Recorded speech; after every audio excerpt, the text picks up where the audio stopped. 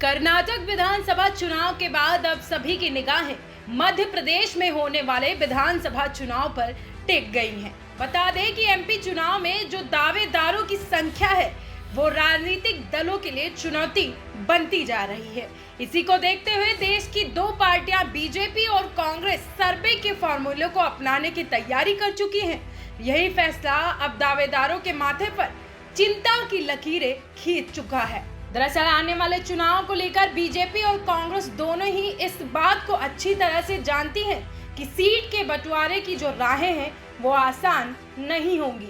ऐसे में कहा जा रहा है कि दोनों ही पार्टियां उन्हीं उम्मीदवारों पर दांव लगाएंगी जो जिताऊ उम्मीदवार हो। यही वजह है कि दोनों राजनीतिक दल अपने स्तर पर सर्वे करा रहे हैं। सर्वे के आधार पर ही उम्मीदवारों के नाम की घोषणा की जाएगी। 2018 में चुनावी आंकड़ों के मुताबिक 230 विधानसभा सीटों में से कांग्रेस को 114 सीटों पर जीत हासिल हुई थी। बीजेपी 109 सीटों पर आकर रुक गई थी।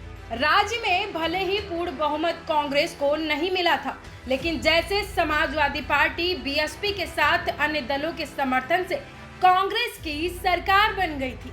तकरीबन 15 महीने तक कांग्रेस की सरकार मध्य प्रदेश की सत्ता में रही। हालांकि आपसी खींचतान के चलते ज्योतिरादित्य सिंधिया के नेतृत्व में 22 विधायकों ने कांग्रेस को छोड़कर बीजेपी का दामन थाम लिया था और इसी वजह से कमलनाथ के नेतृत्व में चल रही कांग्रेस सरकार गिर गई थी। कहा जा रहा है कि 2018 के बाद दोनों राजनीतिक दल नगरीय निकाय चुनाव को ध्यान में रखते हुए एक एक कदम फूंक कर आगामी चुनाव के लिए रख रहे हैं। वहीं सीटों के दावेदार दिल्ली तक अपने जोरों आजमाइश में लगे हुए हैं। वहीं पार्टी के नेता लगातार इन दावेदारों से यही कह रहे हैं कि जिनका भी नाम सर्वे की रिपोर्ट में सामने आएगा उन्हीं को इस बार विधानसभा के चुनाव में टिकट दिया जाएगा।